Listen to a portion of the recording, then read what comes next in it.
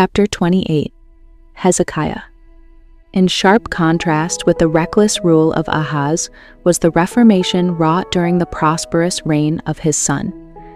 Hezekiah came to the throne determined to do all in his power to save Judah from the fate that was overtaking the northern kingdom. The messages of the prophets offered no encouragement to halfway measures. Only by most decided reformation could the threatened judgments be averted. In the crisis, Hezekiah proved to be a man of opportunity. No sooner had he ascended the throne than he began to plan and to execute. He first turned his attention to the restoration of the temple services, so long neglected, and in this work he earnestly solicited the cooperation of a band of priests and Levites who had remained true to their sacred calling. Confident of their loyal support, he spoke with them freely concerning his desire to institute immediate and far-reaching reforms. Our fathers have trespassed, He confessed, and done that which was evil in the eyes of the Lord our God, and have forsaken him, and have turned away their faces from the habitation of the Lord.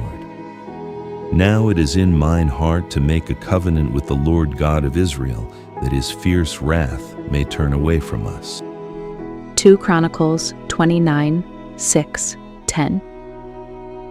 In a few well-chosen words, the king reviewed the situation they were facing: the closed temple and the cessation of all services within its precincts, the flagrant idolatry practiced in the streets of the city and throughout the kingdom, the apostasy of multitudes who might have remained true to God had the leaders in Judah set before them a right example, and the decline of the kingdom and loss of prestige in the estimation of surrounding nations. The northern kingdom was rapidly crumbling to pieces. Many were perishing by the sword. A multitude had already been carried away captive. Soon Israel would fall completely into the hands of the Assyrians and be utterly ruined. And this fate would surely befall Judah as well, unless God should work mightily through chosen representatives. Hezekiah appealed directly to the priests to unite with him in bringing about the necessary reforms. Be not now negligent, He exhorted them, for the Lord hath chosen you to stand before him, to serve him, and that ye should minister unto him, and burn incense. Sanctify now yourselves, and sanctify the house of the Lord God of your fathers. verses 11:5. It was a time for quick action. The priests began at once, enlisting the cooperation of others of their number who had not been present during this conference. They engaged heartily in the work of cleansing and sanctifying the temple. Because of the years of desecration and neglect, this was attended with many difficulties, but the priests and the Levites labored untiringly, and within a remarkably short time, they were able to report their task completed. The temple doors had been repaired and thrown open, the sacred vessels had been assembled and put into place, and all was in readiness for the re-establishment of the sanctuary services. In the first service held, the rulers of the city united with King Hezekiah and with the priests and Levites in seeking forgiveness for the sins of the nation. Upon the altar were placed sin offerings to make an atonement for all Israel. And when they had made an end of offering, the king and all that were present with him bowed themselves and worshipped. Once more the temple courts resounded with words of praise and adoration. The songs of David and of Asaph were sung with joy as the worshippers realized that they were being delivered from the bondage of sin and apostasy. Hezekiah rejoiced in all the people that God had prepared the people, for the thing was done suddenly. Verses 24, 29, 36. God had indeed prepared the hearts of the chief men of Judah to lead out in a decided reformatory movement, that the tide of apostasy might be stayed. Through his prophets, he had sent to his chosen people message after message of earnest entreaty. Messages that had been despised and rejected by the 10 tribes of the kingdom of Israel, now given over to the enemy. But in Judah there remained a goodly remnant, and to these the prophets continue to appeal. Hear Isaiah urging, "Turn ye unto him, from whom the children of Israel have deeply revolted." Isaiah 31:6. Hear Micah declaring with confidence, I will look unto the Lord, I will wait for the God of my salvation. My God will hear me. Rejoice not against me, O mine enemy. When I fall, I shall arise. When I sit in darkness, the Lord shall be a light unto me. I will bear the indignation of the Lord, because I have sinned against him, until he plead my cause, and execute judgment for me.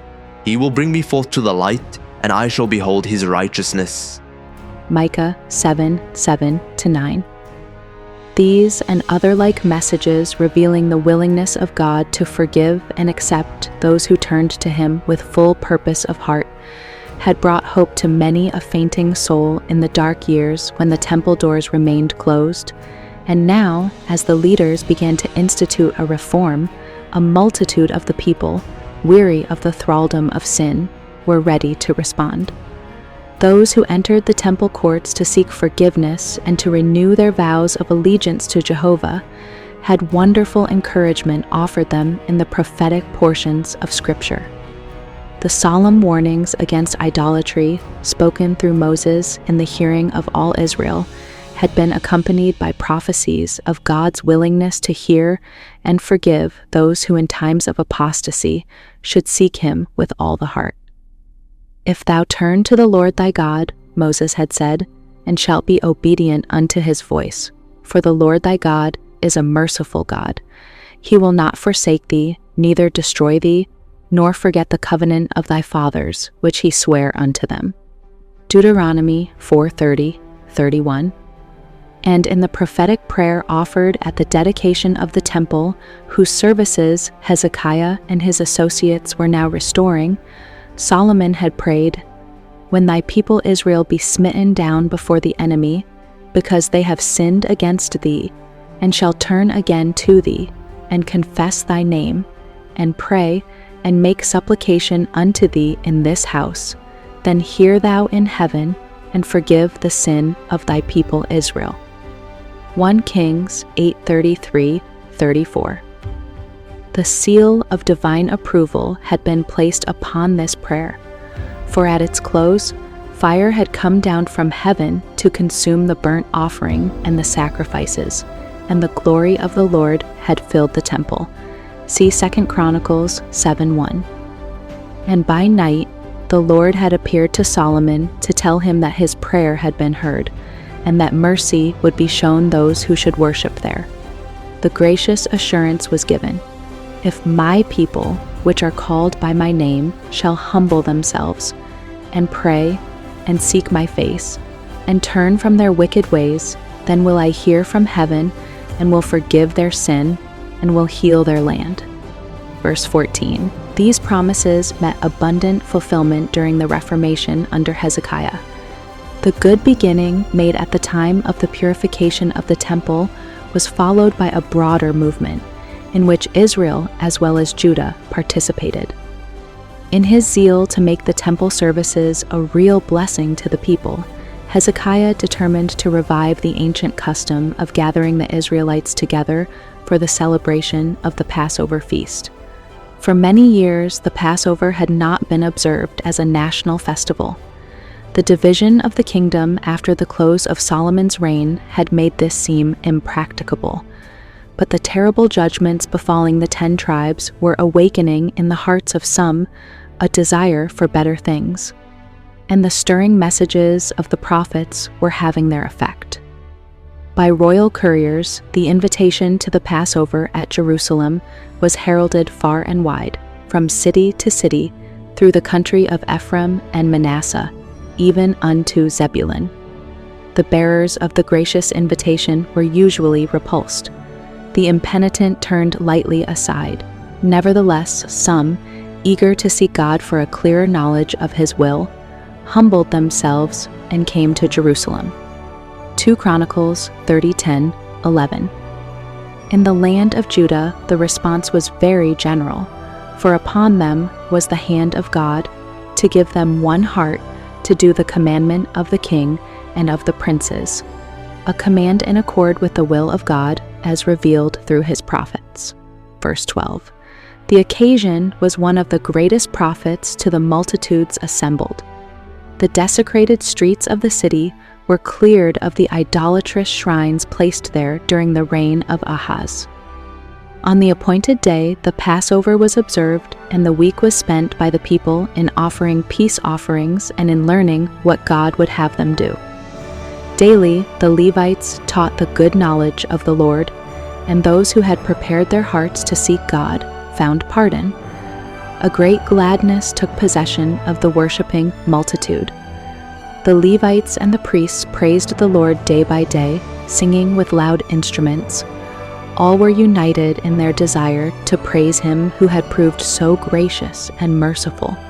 Verses 21-22. The 7 days usually allotted to the Passover feast passed all too quickly, and the worshippers determined to spend another 7 days in learning more fully the way of the Lord. The teaching priests continued their work of instruction from the book of the law. Daily, the people assembled at the temple to offer their tribute of praise and thanksgiving. And as the great meeting drew to a close, it was evident that God had wrought marvelously in the conversion of backsliding Judah and in stemming the tide of idolatry which threatened to sweep all before it. The solemn warnings of the prophets had not been uttered in vain. There was great joy in Jerusalem, for since the time of Solomon, the son of David, king of Israel, there was not the like in Jerusalem. Verse 26. The time had come for the return of the worshippers to their homes. The priests, the Levites, arose and blessed the people, and their voice was heard, and their prayer came up to his holy dwelling place, even unto heaven. Verse 27. God had accepted those who with broken hearts had confessed their sins and with resolute purpose had turned to him for forgiveness and help. There now remained an important work in which those who were returning to their homes must take an active part, and the accomplishment of this work bore evidence to the genuineness of the Reformation wrought. The record reads, "All Israel that were present went out to the cities of Judah, and brake the images in pieces, and cut down the groves, and threw down the high places and the altars out of all Judah and Benjamin, in Ephraim also, and Manasseh, until they had utterly destroyed them all. Then all the children of Israel returned, every man to his possession, into their own cities." 2 Chronicles 31:1. Hezekiah and his associates instituted various reforms for the upbuilding of the spiritual and temporal interests of the kingdom. Throughout all Judah, the king wrought that which was good and right and truth before the Lord his God, and in every work that he began, he did it with all his heart and prospered. He trusted in the Lord God of Israel and departed not from following him, but kept his commandments, which the Lord commanded Moses. And the Lord was with him, and he prospered. Verses 20-21, 2 Kings 18:5-7. The reign of Hezekiah was characterized by a series of remarkable providences, which revealed to the surrounding nations that the God of Israel was with his people. The success of the Assyrians in capturing Samaria and in scattering the shattered remnant of the 10 tribes among the nations during the earlier portion of his reign was leading many to question the power of the God of the Hebrews. Emboldened by their successes, the Ninevites had long since set aside the message of Jonah and had become defiant in their opposition to the purposes of heaven. A few years after the fall of Samaria, the victorious armies reappeared in Palestine, this time directing their forces against the fenced cities of Judah with some measure of success, but they withdrew for a season because of difficulties arising in other portions of their realm. Not until some years later, toward the close of Hezekiah's reign, was it to be demonstrated before the nations of the world whether the gods of the heathen were finally to prevail.